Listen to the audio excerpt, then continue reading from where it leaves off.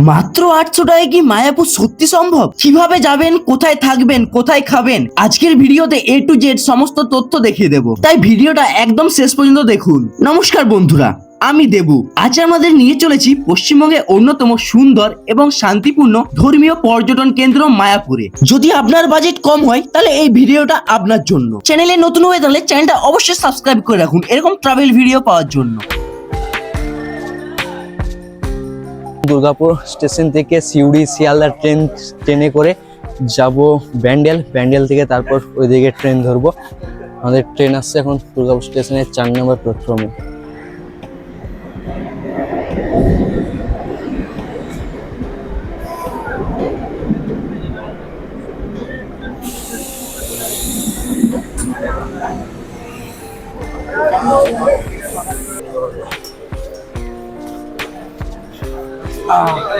Finally এখন কিন্তু ট্রেনে চেপে গেছি, আর এই জাস্ট আমাদের ট্রেনটা কিন্তু অনেকটা লেট করেছে।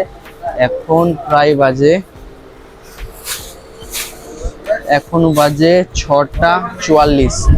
এখন আমাদের ট্রেনটা জাস্ট এলো দুর্গাপুরে, বাট এখান থেকে আমাদের জার্নিটা প্রায় হবে ব্যান্ডেল পর্যন্ত। ব্যান্ডেল থেকে আমাদেরকে আবার ট্রেন চেঞ্জ করে আমাদেরকে নবদ্বীপের ট্রেন ধরে তারপর যাব।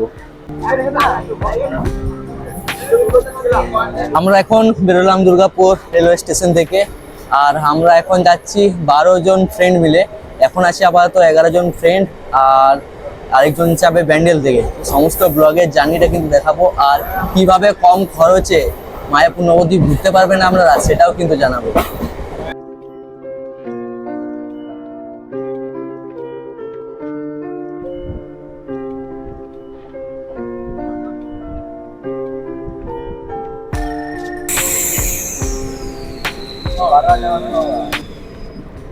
এখন আমরা ঢুকে গেছি পানাগড় রেলওয়ে স্টেশনে, কারণ এই ট্রেনটা আর কি পানাগড় তারপর এখন বর্ধমান।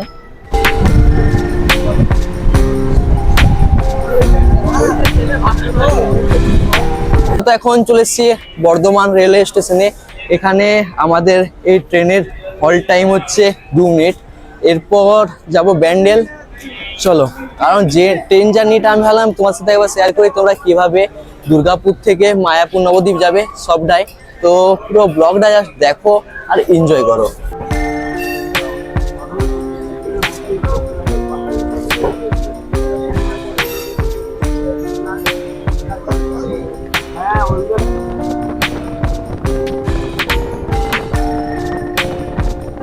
এখন আমরা ফাইনালি কিন্তু ব্যান্ডেল জাংশনে চলে এসেছি, আর ব্যান্ডেলে নেমে এখন সবাই টিফিনারে করব। জাস্ট এখন বাজে 8:33, আর আমাদের ট্রেন আছে 9টার সময়। তো দেখা যাক কোন ট্রেনটা পায়, তারপর তোমাদের সবই জানাবো। আপাতত এখন চলো, প্রচুর খিদে পেয়েছে, এখন যাই গিয়ে খাবার টাবার খাই, তারপর দেখা হচ্ছে।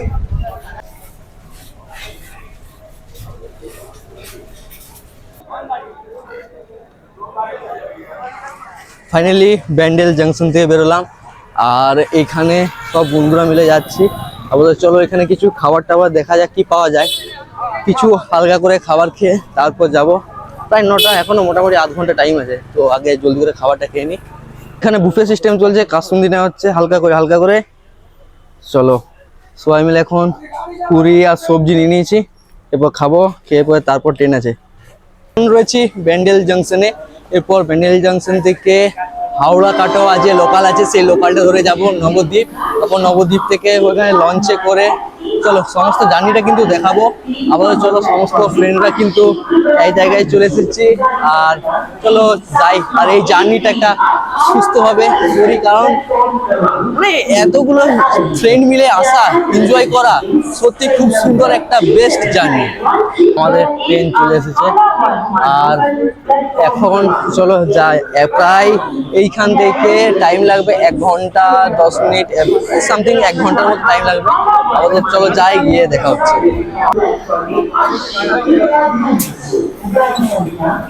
চলো তো ফাইনালি চেপে গেছে এখন ট্রেনে। আমাদের সব বন্ধুগুলো চাপছে। চলো, সিট কিন্তু নেই, কিন্তু যাক দাঁড়ানোর জায়গা আছে, এটাই অনেকটা ভালো আর কি। দাঁড়ানোর জায়গা পেলেই চলবে। প্রায় 1 ঘন্টা জার্নি আছে।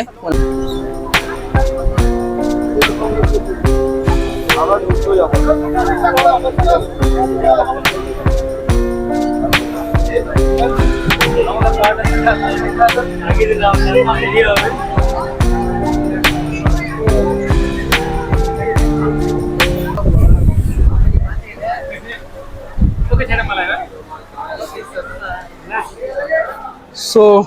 এখন বাজে 10:40, ঠিক আছে। তো এখন জাস্ট এই ট্রেনটা এলো মানে নবদ্বীপ ধামে। এরপর এখান থেকে চলো অটো করি। এর ওয়েদারটা পুরো একদম কিন্তু রোদ আছে, ঠিক আছে, তেমন ওয়েদারটা খারাপ নেই। আমরা চাইছিলাম এরকম ওয়েদারটা যেন থাকে, কারণ যাতে ভালোভাবে ভিজিট করতে পারি সমস্ত জায়গাগুলো, সেই জন্য। নবদ্বীপ ধামে 1 নাম্বার প্ল্যাটফর্ম থেকে জাস্ট বেরোলেই এখান থেকে কিন্তু টোটো অটো সমস্ত কিছু পেয়ে যাবেন। চলো আমার তো দেখি টোটো অটো কত কি বলে, সমস্ত রেটটা কিন্তু জানাবো। আমরা 12 জন আছি টোটাল, কিন্তু আমরা টোটোতে চেপে গেছি। আর এখান থেকে ফেরিঘাটের যে ভাড়াটা আর কি পার হেড কিন্তু 20 টাকা করে। আপনারা যতজনই আসুন 20 টাকা করে লাগবে। আমরা ছিলাম মোটামুটি 12 জন, তো 12 জনে কিন্তু দুটো টোটোতে হয়ে গেছে। সামনে একটা টোটো আছে বন্ধুরা। আবার তো চলো গিয়ে যাই ফেরিঘাটে, তারপর দেখছি। এখন টোটো থেকে নেমে রওনা দিয়েছি ফেরিঘাটের উদ্দেশ্যে, নবদ্বীপ লঞ্চ। চলো দেখি লঞ্চে কতক্ষণ লাগে যেতে, আর লঞ্চে ভিড়টা আজকে কেমন আছে। আজকে হচ্ছে শনিবার। লঞ্চে 10 টাকা করে টিকিট, ঠিক আছে। আপাতত লঞ্চ আছে এখন। আমরা 12 জন আছি, আর এই 12 জন মিলে যাচ্ছি লঞ্চে। আর 10 টাকা করে টিকিট পড়বে নবদ্বীপ থেকে মায়াপুর যাওয়ার জন্য।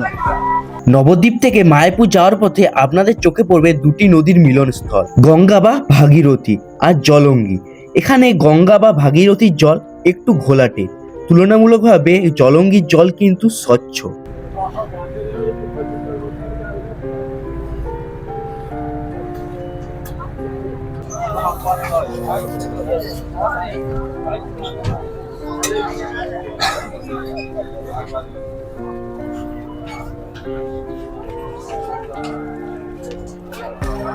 তো ফাইনালি এখন কিন্তু লঞ্চ থেকে নেমে গেছি।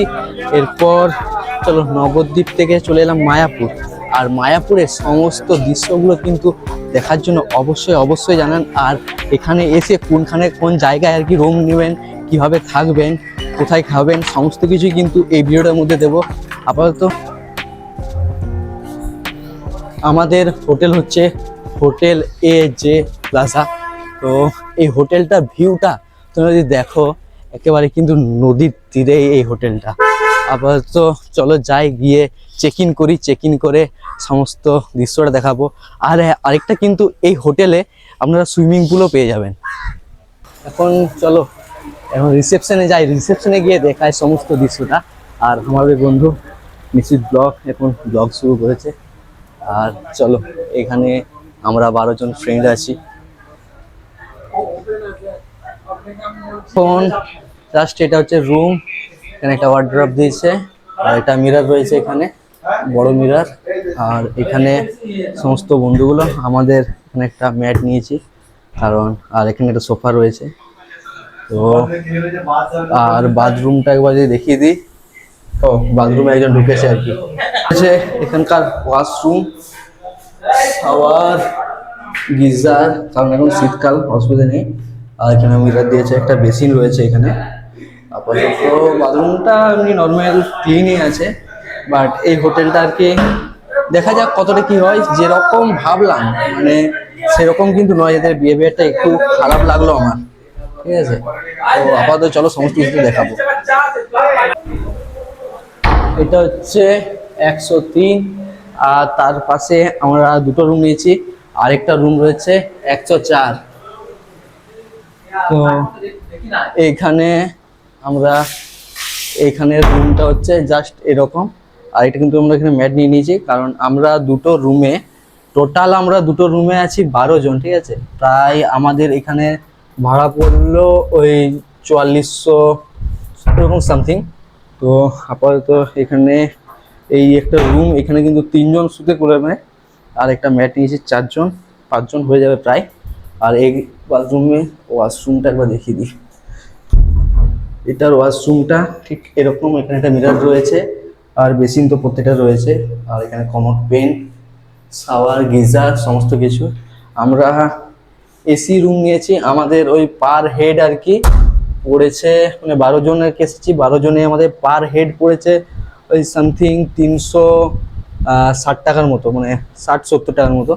তো আমরা যে হোটেলে নিয়েছিলাম সেই হোটেলে সুইমিং পুল রয়েছে, এটা হচ্ছে আমাদের সুইমিং পুল। আর সমস্ত ফ্রেন্ডরা কিন্তু নেমে গেছে অলরেডি, ঠিক আছে। আমিও নামবো, আপনাদের তো রুমের চাবি টাবি দিলাম। আর এখান থেকে ভাবছে যে সুইমিং পুলে নামবো কি না। চলো আবার এখন সুইমিং পুলে এনজয়টা করি। আর এই পাশেই রয়েছে পুরো লঞ্চ ঘাট, একেবারে নদীটা পুরো পাশেই। তো এখানকার ভিউ মোটামুটি ঠিকঠাকই আছে, বাট রুম নিয়ে পরে কথা বলবো। আর এখানে মানে এত মজা করছে, একজনকে জল খাওয়াচ্ছে, বলছে এসেছি ফ্রিতে জল খেয়ে যা। সো আমরা এখন কিন্তু দুপুরে খাবার খেতে এসেছি।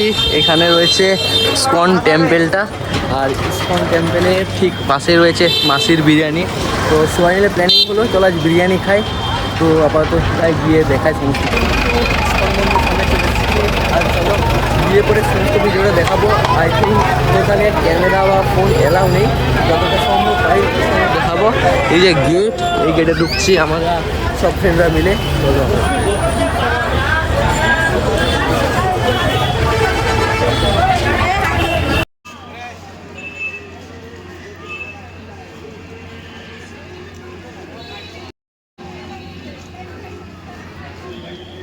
আমরা এখন রয়েছি মায়াপুরের যে গোশালা, সেই গোশালার মধ্যে। আর এই গোশালায় কিন্তু প্রচুর পরিমাণে আমাদের গোমাতারা রয়েছেন। আর চলো মানে প্রত্যেকটা এই সাইড থেকে শুরু করে এই সমস্ত সাইডগুলো কিন্তু পুরোটাই কিন্তু গোমাতায় ভর্তি, ঠিক আছে। আপনারা চাইলে এখানে ডোনেশনও করতে পারেন এই সমস্ত কিছু। আপনারা চাইলে ইসকনের ভিতরে প্রচুর ভবন পেয়ে যাবেন, যেখানে খুব ন্যূনতম প্রাইসে থাকতে পারবেন। গোশালা ঘুরে চলে আসুন সন্ধ্যা আরতি দেখার জন্য। তারপরে ঘুরে দেখুন শ্রী শ্রী প্রভুপাদ পুষ্প সমাধি মন্দির। হ্যাঁ, প্রসাদ গ্রহণের জন্য অবশ্যই আপনারা আগের থেকে টিকিটটা কেটে রাখবেন। আমরা 5:30টায় যখন মন্দিরে ঢুকি তখনই কিন্তু টিকিটটা কেটে নিয়েছিলাম। এমন মনোরম পরিবেশে এলে মন একেবারে যেন শান্ত হয়ে যায়।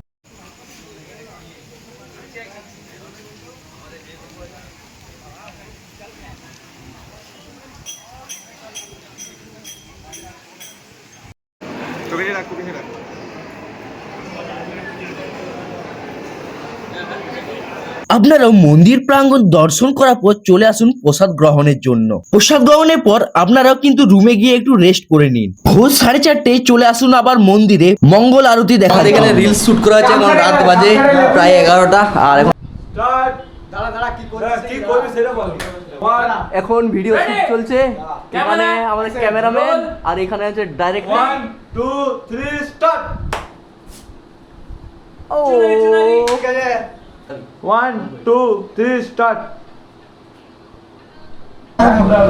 হোটেলে যে চাদরটা দিয়েছে, চাদরটা কালার দেখো, একেবারে সাদা কালার। এটা কি হয়েছে পুরো একদম। এই হচ্ছে আমাদের রুম। এমনি ওদের ব্যাগে এটা দেখা হোটেল এমনি সবকিছু ভালো, মানে দেখতে শুনতে সব ভালো, বাট কাপড় জিনিসের কোয়ালিটি, তারপর স্টাফদের ব্যবহার সব বাজে। বালিশের অবস্থা এবং নোংরা, পরিষ্কার পরিচ্ছন্ন নেই। স্টাফদের ব্যবহার তো যাচ্ছে তাই বাজে। থার্ড ক্লাস আসবেন না, এতে ভবনে থাকবেন মায়াপুরে। ফালতু থার্ড ক্লাস সুইমিং পুল, জল আছে এক হাঁটু, বাজে থাকবে। আমাদের ভিডিও শুটিং এ স্ক্রিপ্ট চলছে, প্র্যাকটিস করছে। এখানে কি আলতু ফালতু করছে প্রতিবারের মতো। বাচ্চা আমাদের ডাইরেকশন দেখাচ্ছে। আরে বাচ্চা এটা প্রশান্ত এমন কিছু করে যাতে তুই ভাইরাল হো। প্যান্ট খুলিস না, প্যান্ট খুলিস না, প্যান্ট খুলিস না, প্যান্ট খুলে যাই হোক, মজা মস্তি ছেড়ে আবার আমার ভিডিওতে আসি। মায়াপুরে এলে মায়াপুর থেকে টোটো করে কিন্তু সাইট সিন গুলো অবশ্যই ঘুরবেন। আজকের ভিডিওটা এই পর্যন্তই, দেখা হচ্ছে পরের পার্টে। সমস্ত সাইট সিনের ভিডিও দেখার জন্য আমার চ্যানেলটাকে অবশ্যই সাবস্ক্রাইব করে রেখো।